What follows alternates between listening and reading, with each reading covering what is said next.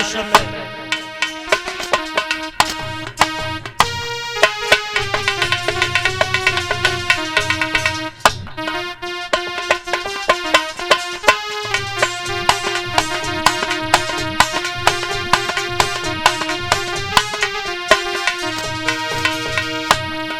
जरा गौर करेंगे भाइयों।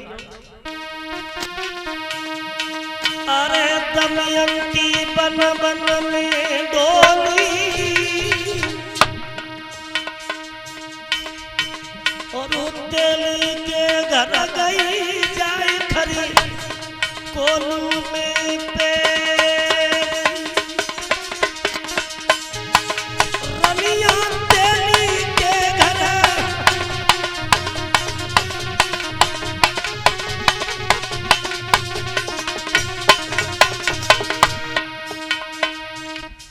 अरे बोगारी तेलन की सुनती बोगारी तेलन की सुनती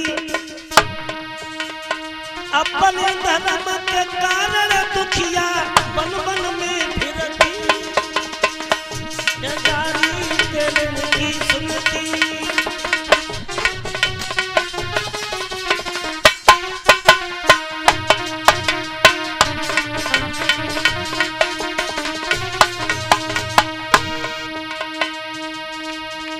अरे बात कोई मत मानो झूठी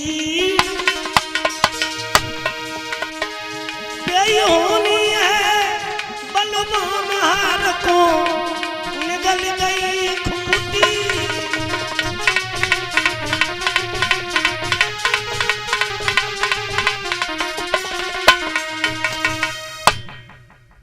राजा नल की पत्नी दमयंती ने कष्ट झेले और उसी तरीका से हरिश्चंद्र की पत्नी तारावती कष्ट झेल रही है। तो भक्तों हरिश्चंद्र मरघट में ड्यूटी लगी है। अब देखिए बहनों भाइयों, उधर मैया तारा ब्राह्मणी के घर में झाड़ू लगाती है, पोछा लगाती है और बेटा बगिया से पूजा के लिए फूल तोड़ के लाता है। तो सनई सनई वक्त जब गुजरता जाता है तो भक्तों एकादशी का समय आ गया और एकादशी का व्रत हमारी बहुत सी माता बहनें रहती हैं, क्योंकि एकादशी के व्रत का बहुत बड़ा महत्व है। तो एकादशी का व्रत पड़ गया तो ब्राह्मणी ने रानी तारा से कहा कि तारा आज एकादशी का व्रत है और बेटा से कहो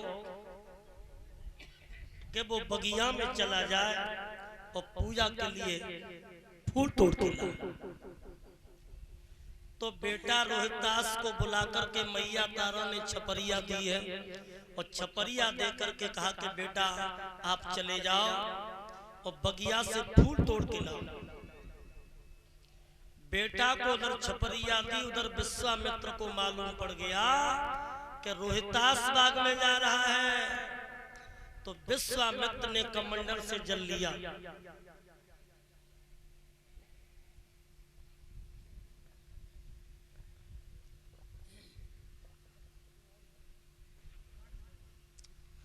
और कमंडल से जल लेकर के भक्तों मंत्र पढ़ करके जमीन पे पटका और जमीन पे जब पटका है तो कहा कि नाग देवता तैयार हो जा।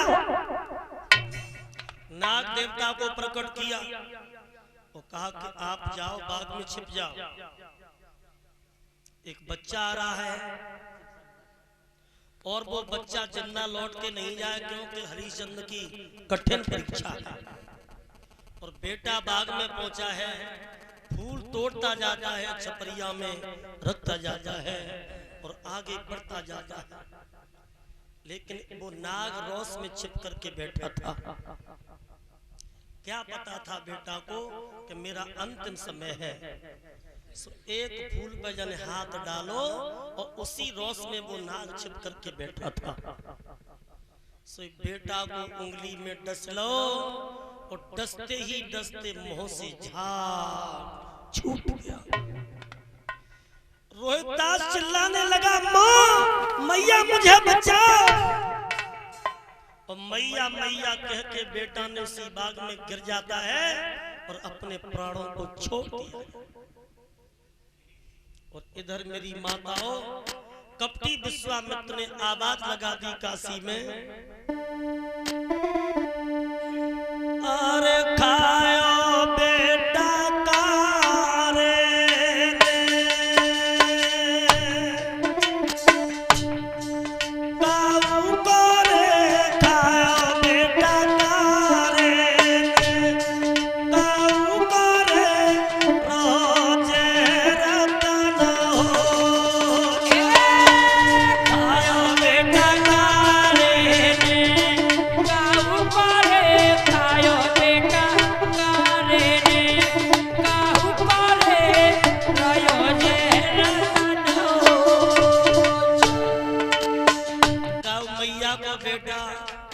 सुंदर है। और वो कारे नाग ने बाग में डस लिया है और वो मैया अपने पुत्र को जाके देख ले, वो मैया मैया बाग में चला रहा है। खायो बेटा कारे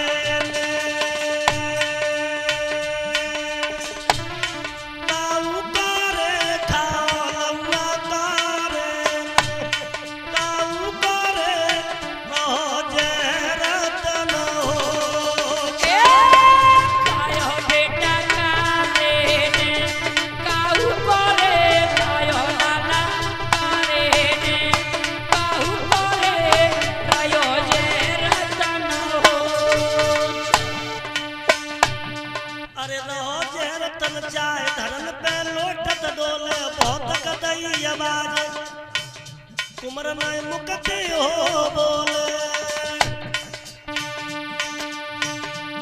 बगिया में लाश धरी है और बिखर गए सब फूल छपरिया खाली हो पड़ी है।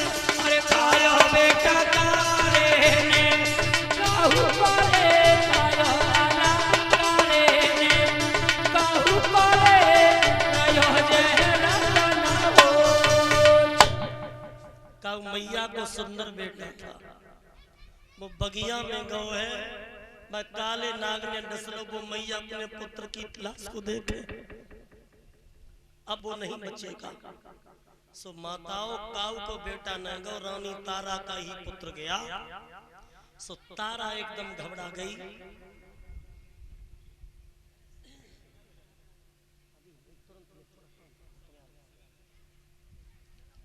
भाइयों, ला पीछे कौन है? पीछे से हटो, पीछे से। भाइयों, आज वो मैया तारा ब्राह्मणी के पैरों में गिर गई, कहने लगी, माँ मेरा बेटा बाग में गया है, मेरे पुत्र को नाग ने डस लिया, मैं अपने पुत्र को देख आऊं। जवाब दिया, अच्छी आई बच्चे वाली, और किसी के बच्चे नहीं है, पहले भोजन बना, ठाकुर जी का भोग लगा, तब तू अपने बेटा को देखने जाना। देखो माता, जब पुत्र की लाश पड़ी हो और वो मैया हाथ जोड़ के कह रही है कि पुत्र को देख आओ, तो पुत्र को देखने भी नहीं जा सकती, क्योंकि पराधीन सपने सुख नाही, वो कर विचार देखो मन माही। पराधीनता की बेड़ियां ऐसी होती हैं कि पराधीनता की बेड़ियों में जो बच जाता है उसे कभी सुख की प्राप्ति नहीं। और जिसका पुत्र बाग में पड़ा हो तो उस मैया को भोजन अच्छा लगेगा बनाना, लेकिन भोजन बनाती है, आंसू टपक जाते हैं, तो ब्राह्मणी कहती है कि तूने दूषित कर दिया भोजन, दोबारा बना। सो दोबारा भोजन बना के ठाकुर जी का भोग लगा करके कहने लगी, प्रभु मेरा बच्चा मुझे मिल जाए। सो आज्ञा पाकर के नंगे पैर डाइन की तरह तारा भागी और बगिया में पहुंच करके आवाज लगाती है, बेटा बेटा रोहितास। बेटा हो तब तो आवाज दे। बेटा की लाश पड़ी थी और जैसे ही तारा ने पुत्र की लाश को देखा एकदम भक्तों जैसे कोने में से लाठी गिरती है और कोने में से लाठी गिरती है, उसी तरीका से पुत्र की लाश पर तारा रोने लगी। बेटा क्या हो गया तुम्हें मेरे लाल?